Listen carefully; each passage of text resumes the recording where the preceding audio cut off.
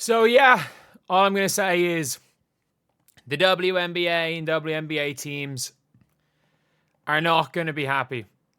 The Chicago Sky are not going to be happy. The Washington Mystics are definitely not going to be happy. The Fever, obviously not happy. However, like, it is not a situation where anyone by any means is going to be happy at all because I'm not seeing the schedule without Caitlin Clark. Caitlin Clark is, I would predict she's going to miss 6 games. That would be my prediction. She's going to miss 6. I would say if it's not a grade 1, they said a minimum of 2 weeks. If they if she ends up missing 3 weeks, then if it's a grade 1, she's fine. If it's a grade 2, she might be out till after All-Star. There's that big of a difference between grade 1 and grade 2. If it's a grade 1, she could probably be back realistically for the Sky game. And I think the fact that she played all those games with a quote-unquote tightness, she realistically played with a grade 1 strain for a while. She probably could be back for this game. She's not going to come back for this game. And a lot of people are predicting her just to not play in any of the Commissioner's Cup games, which could happen too. Those games don't really matter. And I think she's going to make her return in Indiana. I think she's going to very, very much have a ease it in game against Connecticut Sun. A lot of people are like, oh, she'll wait until Golden State. But I'm like, there's 2 days gap here, and one is off a long flight. So I would assume she's going to go and come back against the... I would assume she's going to come back against the Connecticut Sun. That would be my prediction. But if you look at the games that she's playing, so after that, you got the Valkyries, nothing's been changed. The Aces, nothing. Ooh, it's a new arena. It's got upgraded in Vegas. Nothing changed in Seattle. They're at home. They're in Dallas. She should be back by 28th of June. But look at the game she's playing. First game is the Mystics have brought the game to Baltimore. They have upgraded the amount of people that want to watch. And I think with the Mystics, I think it's only 15,000 or something. I still think probably, you're going to see this, or not probably, you're going to see maybe, I wonder how many fans they're going to not have. I wonder how many fans are not going to show up. I reckon maybe 4,000 or 5,000 will show up.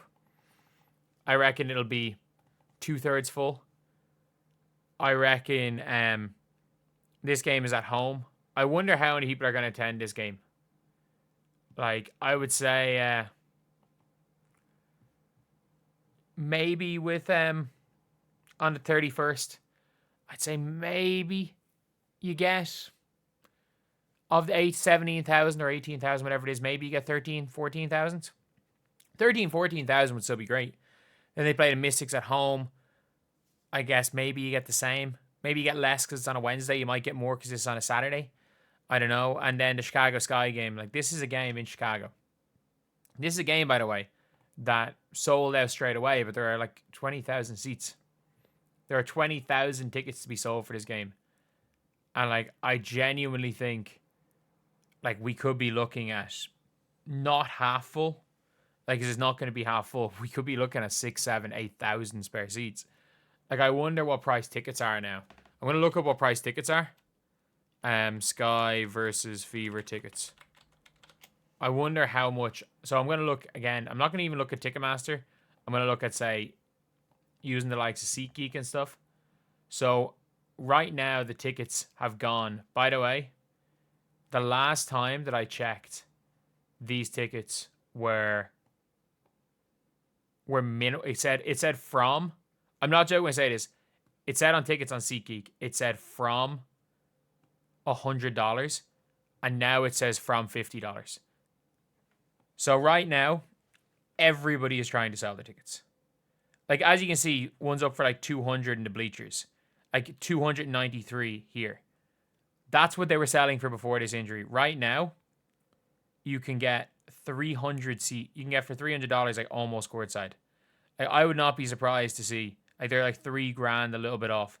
I would not be surprised to see these $2-3 grand tickets going for 200-300. You can buy, again, it is this row. I'm just going to look at this row here. 700 right beside us. So that's what they were going for. Basically, before this, these tickets were 700. All these seats are coming on sale. They're all coming on sale in like right away. Like the amount of incredible seats that are going cheap. Because again, this is Angel Reese versus Aaliyah Boston. Like, is it an interesting game to go to see because of the rivalry? Yeah. But like, with no Caitlin Clark, it's not that it's going to be half empty, but like, there are so many seats for sale. Like, it's not even funny how many tickets are there for sale. And this is on one platform. This is one platform. This is just SeatGeek. This is not everything else. This is not Ticketmaster itself. This is literally just SeatGeek. I want to see on Ticketmaster itself what it has done. And this is, again, this is the Sky game. This is the one with Angel Reese, you know. People watching for Me Too and all. Like, you are now looking at seats on Ticketmaster. Again, some of these seats were going for like 800-900. And that's kind of just what the standard price was going for. And like the amount of tickets that are now coming up, like it's not even funny.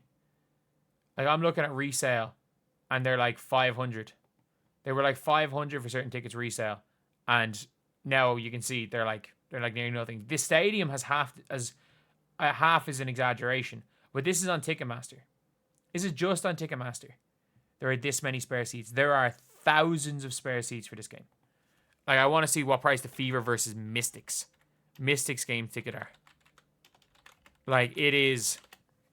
I feel really bad for everybody, by the way, that bought tickets to these games. But at the end of the day, look, the most important thing is that Caitlin Clark is okay. And I think she tried to help out with stuff. But, like, you can buy essentially courtside seats for $400 to watch the Mystics versus the Fever in 2 days. I'm looking through. They are from, lads, the tickets in Gamebridge are now from $21. They're from $21 to watch this game. And the crazy thing is I mean this when I say this, the hype for Caitlin Clark is lower now than it was a year ago. You can buy courtside seats for $300 for the game in 2 days. Like, people are putting up courtside seats at $300 for this game. Like, that is... Like, it's obviously been moved into a bigger stadium. You can get one row off courtside. You can get one row off courtside for $100. And obviously then, you've got the Atlanta Dream, who have brought this game to State Farm Arena. Oh, no. It's not. Sorry. It was only the one game at State Farm. So they might sell out their 4,000 seats anyway. But lads, rival teams are not going to be happy with this in any way. In any way. Like, people are doing whatever they can to get off their courts, their tickets for these games. Like, these games, I'm not joking when I say this, are going to be close to half empty. I just saw this on Ticketmaster. There are entire sections of the stadium where people have not bought tickets for.